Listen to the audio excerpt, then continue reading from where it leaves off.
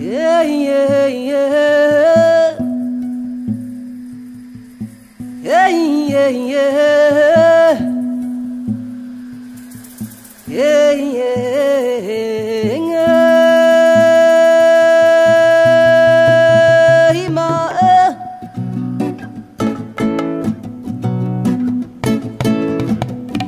Merci, je suis Eric Aimé Sémian. Je viens de la Côte d'Ivoire. Je suis militant des droits de l'homme.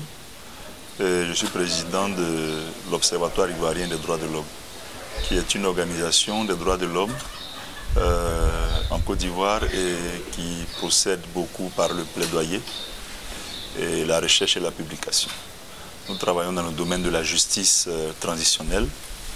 Donc, vous savez que la Côte d'Ivoire a été en crise et toutes les initiatives de transition sont observées par nous en collaboration avec d'autres organisations.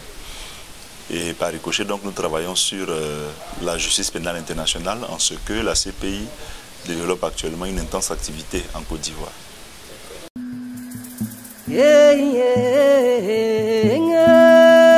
C'est important pour au moins une raison. Je voudrais commencer d'abord par remercier le partenaire Trust Africa qui depuis bientôt 2 ans œuvre à nos côtés au regroupement des acteurs de la société civile à travers toute l'Afrique pour le développement d'actions communes et pour le développement d'une vision commune et d'une synergie. En fait, grâce à Trust Africa, on a l'occasion de connaître nos collègues et partenaires d'Afrique du Sud, d'Afrique de l'Est, bref, d'autres régions d'Afrique.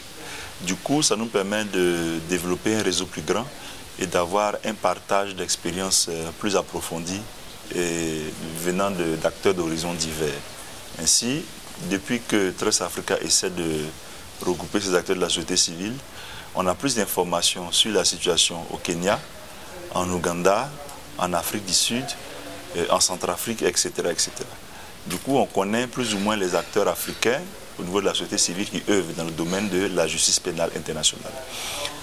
Donc ça, c'était au titre des remerciements pour Trust Africa. Cette rencontre est importante dans la mesure où il était bon qu'on marque une halte et qu'on puisse tous ensemble, acteurs de la société civile africaine engagés dans la justice pénale internationale, réfléchir autour des stratégies à mettre en place ensemble pour les années à venir. De quoi s'agit-il? Certains d'entre nous travaillent dans les médias, d'autres sur les violences sexuelles et d'autres encore de façon plus générale dans le domaine des droits de l'homme. Mais il n'y a que l'expérience de chacun peut nourrir et fertiliser les initiatives des autres. Je viens de Côte d'Ivoire, il y a d'autres pays où la Cour pénale internationale a commencé son action depuis une dizaine d'années. Il est bon de pouvoir entendre et partager l'expérience de nos collègues de ces régions-là. Voilà en quoi cette conférence présente un intérêt certain pour nous.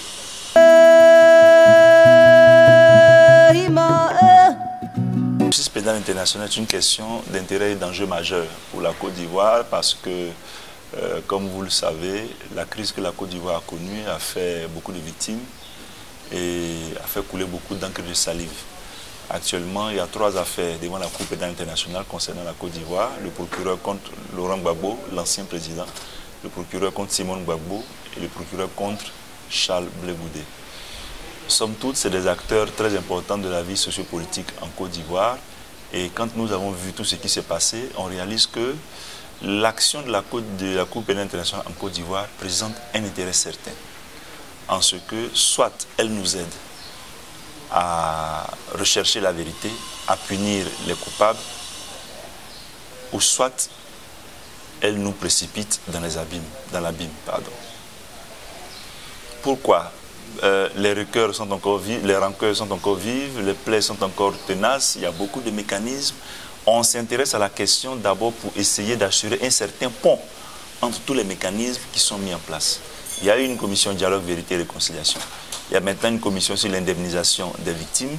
Il y a les procédures nationales qui sont en cours et il y a la Cour pénale internationale.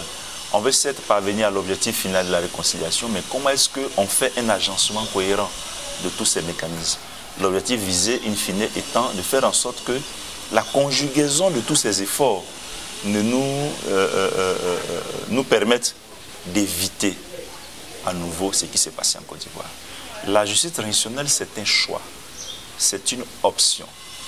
Et chaque choix qui est opéré détermine l'avenir de la nation. La Côte d'Ivoire a fait l'option de la justice, tant nationale qu'internationale. Raison pour laquelle la justice elle-même étant une œuvre qui peut être imparfaite puisqu'elle est humaine. Il est bon qu'en tant que société civile, on puisse regarder de près le développement de cette justice pour contribuer à notre façon à minimiser les risques d'erreur, voilà, dans le déroulement de la justice. Voilà pourquoi nous avons décidé de nous engager. Et l'Observatoire ivoirien des droits de l'homme, OIDH, dans cette dynamique-là, travaille avec la Ligue ivoirienne des droits de l'homme et avec le Mouvement ivoirien des droits humains, qui sont d'autres ONG des droits de l'homme en Côte d'Ivoire. Et nous avons reçu le soutien et l'appui financier de Trust Africa à cet effet.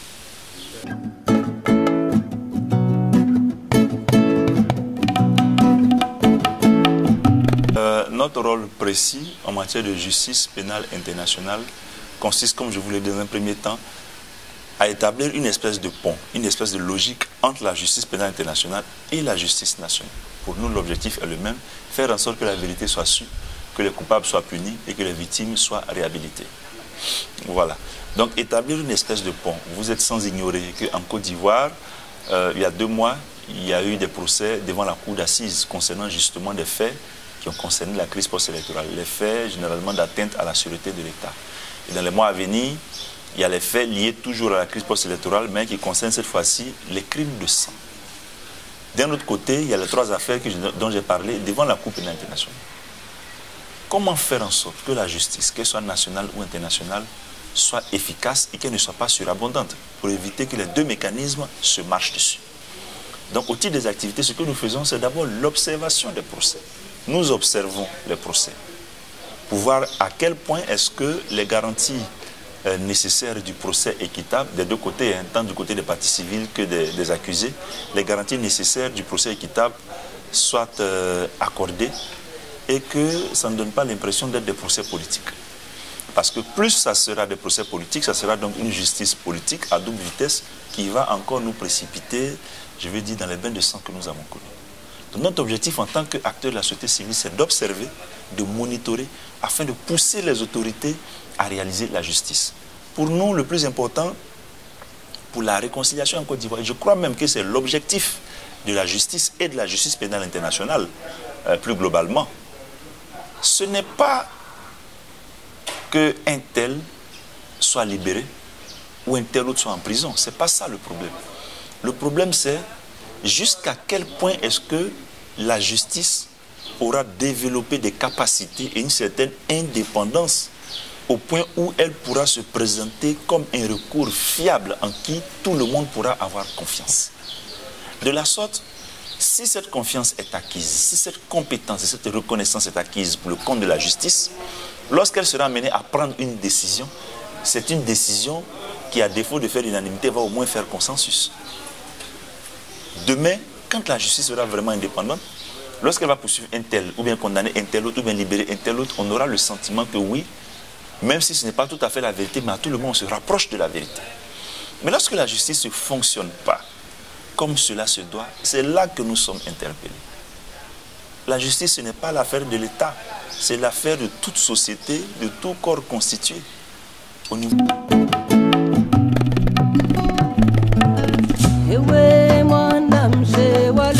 Il faut d'abord faire une analyse. Il y a plein de points à prendre en considération. La question du retour sur le passé, c'est-à-dire de savoir qui est responsable des violences du passé. Il y a la question de la justice post-crise. Il y a la question du climat socio-politique. Il y a la question, enfin, de la gouvernance actuelle. C'est tout ceci mis ensemble qui peut nous permettre de parler de la réconciliation. À chaque fois que la Côte d'Ivoire a l'opportunité de passer par le virage de la réconciliation, c'est un virage qui est nécessairement mal négocié. Pourquoi? Parce qu'il n'y a pas une prise en compte. Je veux dire, il n'y a pas une repentance collective. Il n'y a pas, si vous voulez, le sentiment que les responsabilités sont partagées. En Côte d'Ivoire, les crises tournent toujours autour des élections et depuis le premier président de la République ivoirienne, il n'y a jamais eu de passation de charge entre 2 présidents. Ça se passe toujours dans la violence. soit celui qui s'en va est humilié, celui qui arrive est honoré, étant entendu que lui aussi il a son tour après. C'est ce à quoi on a assisté jusqu'à présent. On espère que le cycle prendra fin. C'est pour dire que quand on est au pouvoir en Côte d'Ivoire, ou bien quand on est un acteur clé, on ne veut pas assumer sa part de responsabilité dans ce qui s'est passé. Et c'est comme ça depuis 20 ans. Donc pour celui qui est au pouvoir, c'est toujours celui qui est dehors, l'opposant, ou bien l'ancien dirigeant qui est forcément le responsable des violences. Du coup, tous les mécanismes qui sont mis en place ne visent pas tant que ça à chercher la vérité, mais visent à chercher la vérité étant entendu que la vérité est nécessairement celle qui consiste à prouver jusqu'à quel point est-ce que l'adversaire est responsable. C'est ce qui fait que nous négocions toujours le virage de la réconciliation. Et en procédant ainsi, on mêle la justice à ça. C'est-à-dire on trouve le moyen de politiser les problèmes judiciaires ou encore de judiciariser les problèmes politiques. Voilà un peu comment ça fonctionne. Et c'est vraiment dommage. Et j'espère que cette fois-ci, après les signaux qui sont au rouge jusqu'à présent, on pourra encore se ressaisir. Je demeure convaincu, en tant que militant des droits de l'homme, que la réconciliation est possible en Côte d'Ivoire et sous tous les cieux d'ailleurs, que lorsqu'on aura réellement une justice indépendante, impartiale, tant dans son organisation que dans son institution, tant dans son fonctionnement que dans la désignation des acteurs clés de la justice.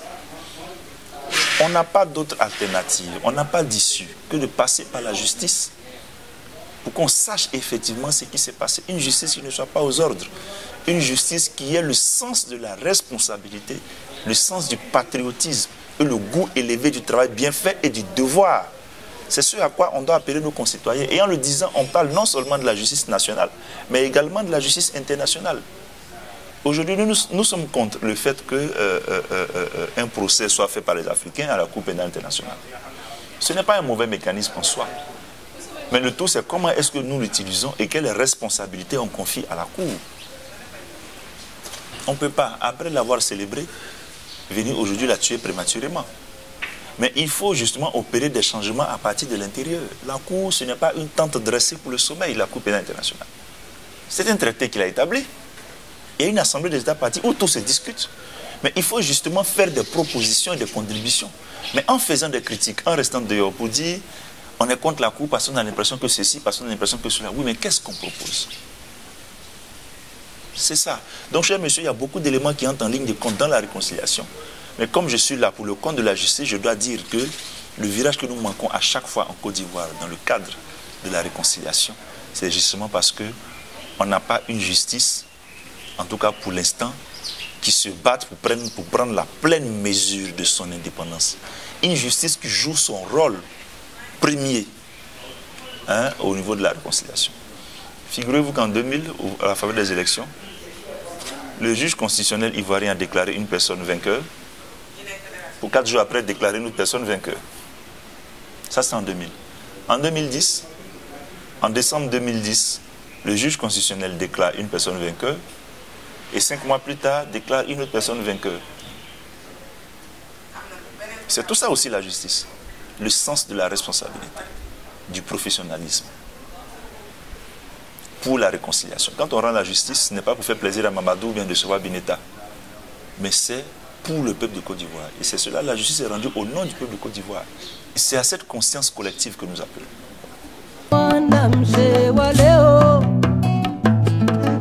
Divers mécanismes ont été mis en place en Côte d'Ivoire, la commission de dialogue, vérité et réconciliation, la cellule spéciale d'enquête. Au départ, il y a eu la commission nationale d'enquête, ensuite le tribunal militaire, etc., qui ont fait un travail appréciable. Mais les victimes en Côte d'Ivoire, il y en a eu beaucoup. Et la nature des crimes et des infractions commises est tellement multiforme que finalement, si on veut y voir de près, tout le monde est victime. Tout le monde est victime. Alors, c'est vrai que des efforts ont été faits pour se rapprocher des victimes, mais il n'y a que les attentions sont politiquement cristallisées, au point où certaines victimes estiment ne pas avoir été suffisamment l'objet d'attention, pour la simple raison qu'elles sont victimes de gens qui actuellement continuent de rouler carrosse et qui, pire même, sont promus, soit dans l'armée de Côte d'Ivoire, soit dans l'administration. Vous comprenez? Donc il y a premièrement le sentiment de peur des victimes, qui fait que quand on leur dit d'aller se faire enregistrer, il y a la peur que leur nom ne figure quelque part et que quand on va leur poser des questions, elles ne sont amenées à dire le nom de leur bourreau en sachant que leur bourreau occupe encore des positions officielles. Le deuxième aspect, c'est que les attentions étant toujours cristallisées, ceux qui sont plus enclins à répondre aux sollicitations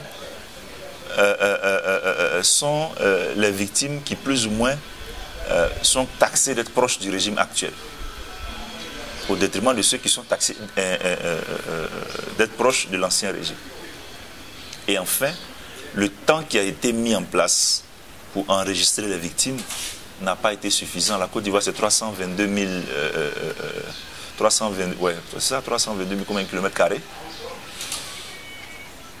Il y a beaucoup de victimes. Il y a beaucoup de victimes. Il y en a partout et il serait bon de continuer à enregistrer, à recevoir les victimes. Surtout qu'en Côte d'Ivoire, il n'y a pas de loi, enfin pas pour l'instant, il y a un projet en cours qui protège les victimes et qui leur donne un statut juridique précis. Donc la notion de victime en droit ivoirien, c'est un peu flou. Partie civile, oui, mais victime, c'est encore un peu flou. Donc il y a ce cadre juridique à renforcer déjà et je crois qu'il faut encore rouvrir pour que les victimes puissent venir.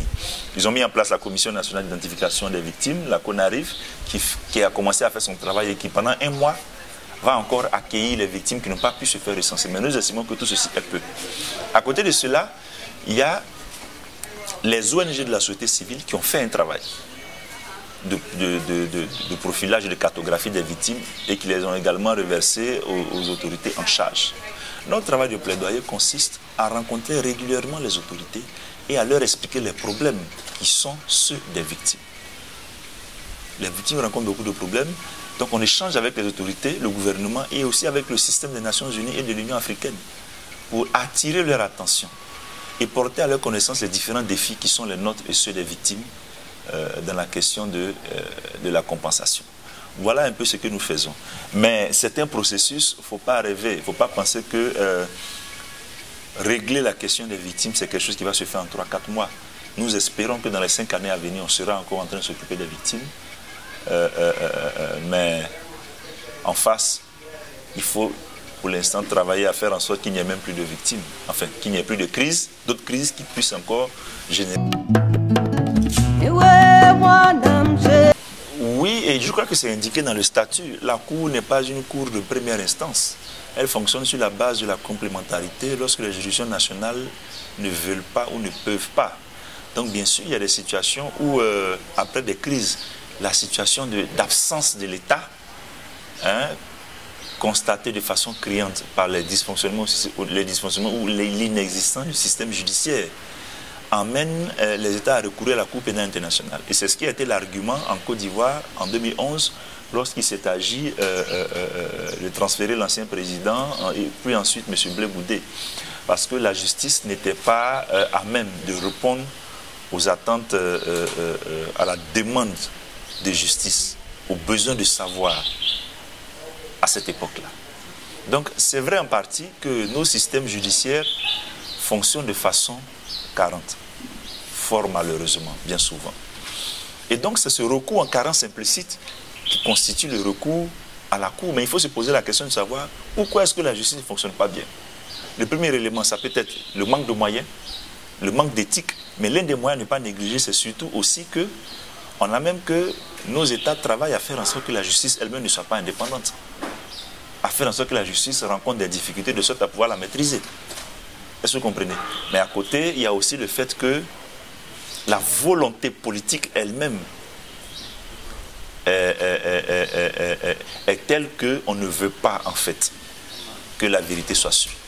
Du coup, soit la justice, d'un point de vue technique et opérationnel, n'est pas fonctionnelle, ou soit elle est plombée par une volonté politique qui ne dit pas son nom. Et ça, c'est le propre de l'Afrique. De faire en sorte que la justice soit manipulée, soit aux ordres, ou qu'elle ne soit pas du tout fonctionnelle. Mais c'est notre souhait et nous appelons ça de tous nos voeux, que la complémentarité puisse marcher. Si on avait des systèmes judiciaires fiables, si on avait des systèmes judiciaires où les acteurs principaux ont le sens élevé du devoir et de la responsabilité, mais écoutez, la Cour ne serait qu'une cour, je veux dire, vraiment de dernière instance. où les cas qui lui parviendraient seraient vraiment des cas... je me demande même s'il y aurait des cas qui lui parviendraient. Mais c'est parce qu'il y a manque de confiance, il y a manque de communication, il y a une volonté politique farouche d'embastiller la justice qu'on a recours à la Cour pénale internationale. Et ça, il ne faut pas se le cacher. Voilà. Je ne peux pas aller par quatre chemins pour vous dire que le problème de la justice en Côte d'Ivoire, c'est un problème qui est partagé en Afrique et ce n'est pas lié à un régime. Ce n'est pas lié au fait que ce soit M. Ouattara qui soit président aujourd'hui, mais la justice a toujours fonctionné comme ça. En ce que tous les pouvoirs qui viennent s'arrangent pour avoir la justice avec eux. Placer des acteurs qui puissent à un moment donné faire la politique du gouvernement en matière de justice. C'est de bonnes guerres. Mais il n'y a que, face à des questions d'enjeux et d'intérêts majeurs, lorsqu'il y a eu mort d'homme, lorsque l'avenir du pays est en jeu, lorsque les victimes crient justice, lorsque toute la communauté internationale regarde, il n'y a pas mille manières de faire la justice. C'est simplement de regarder la vérité et avoir le courage de dire la couleur et la nature de cette vérité, y compris la couleur et la nature de l'instigateur, de l'auteur, de celui qui est en arrière-plan et de celui qui a les mains trempées de sang, pour qu'on puisse aller à la réconciliation. Et on n'a pas le choix. Et quand on veut ruser, quand on veut louvoyer avec la justice, on se retrouve toujours au carrefour des problèmes, de la résurgence de crise, parce que, vous le savez très bien, c'est l'impunité, c'est l'amnistie à tout bout de champ, c'est le mensonge qui est à la base des guerres partout en Afrique, y compris en Côte d'Ivoire. Le règne de l'impunité. Quand on n'a pas le courage de reconnaître la responsabilité pénale de certains acteurs à un moment donné, c'est ça qui nous apporte des crises plus tard. Raison pour laquelle, en tant que société civile, nous nous engageons dans le plaidoyer auprès de toutes les parties prenantes pour leur dire, on n'a pas le choix, on a intérêt à réaliser la justice, qu'elle soit nationale ou internationale, mais on a intérêt à réaliser la justice. Sinon, on va se retrouver, et nos enfants en train de faire une guerre auquel on ne comprendra même pas grand-chose. Toutes les guerres en Afrique, c'est la guerre de l'impunité. C'est la guerre de l'incompréhension. C'est la guerre des frustrations. C'est la guerre de l'incompétence.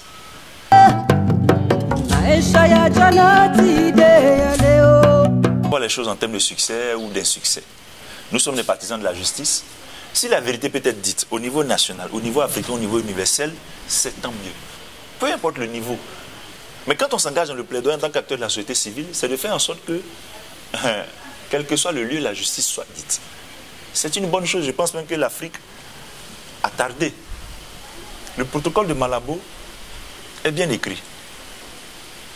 En matière de justice pénale internationale, il consacre une avancée en ce qu'il incrimine même des faits qui, en droit international pénal pur, ne sont pas incriminés, tels que la piraterie, le mercenariat, quoi encore, le trafic illicite de stupéfiants, le blanchiment d'argent, etc., etc. Ça, c'est une avancée. Mais en Afrique, on a le chic de mettre en place des institutions, puis de travailler après à ce que ces institutions soient faibles. Le problème fondamental de l'Afrique, on a des hommes forts, des leaders forts, mais des institutions faibles. Du coup, les leaders écrasent les institutions. Mais si on applaudit cette cour de nos deux mains, il faudrait que cette cour donne également un signal fort. Par exemple, en ne consacrant pas l'amnistie pour les officiels et les chefs d'État en fonction. Ça, c'est un recul. Nous estimons honnêtement que c'est un recul, on n'a pas besoin de ça. On ne peut pas prétendre faire quelque chose de différent vis-à-vis de la Cour pénale internationale et consacrer l'impunité. Pour les officiels africains, encore qu'officiels, on ne sait pas ce que ça veut dire. En termes de droit, en matière judiciaire, en termes d'architecture, c'est une belle chose. Mais je crois qu'on a encore du travail à faire pour faire comprendre aux chefs d'État qu'il ne faudrait pas que la Cour soit une réponse du berger à la bergère vis-à-vis de la CPI. Ce n'est pas une bataille.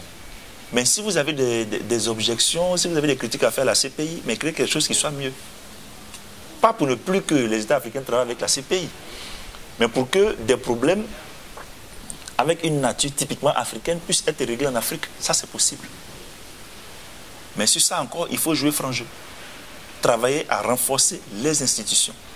Et notre combat, notre plaidoyer réside à faire en sorte que il y a une révision de ce protocole qui n'est pas encore en vigueur, mais qui doit déjà être révisé sur les questions d'amnistie. Sinon, en tant que juriste, en tant qu'enseignant de droit, je peux dire que le protocole est bien rédigé. En ce que, dans son organisation, il établit un bureau de la défense qui est l'équivalent du bureau du procureur. Ce qui veut dire que les règles, les principes fondamentaux du procès équitable, qui sont des principes qui fondent le Jus Cogens, Centre international pénal, sont posés. Alors qu'au niveau de la Cour pénale internationale, ce n'est pas le cas. Le bureau du Conseil public pour la défense, qui devrait en principe être l'équivalent du bureau du procureur, ne se trouve qu'être une petite section au sein du greffe. Tandis que le bureau du procureur est tout puissant. Et dans le protocole de Maputo, de Malabo, pardon, ça c'est corrigé. Et ça c'est une avancée en termes de droit.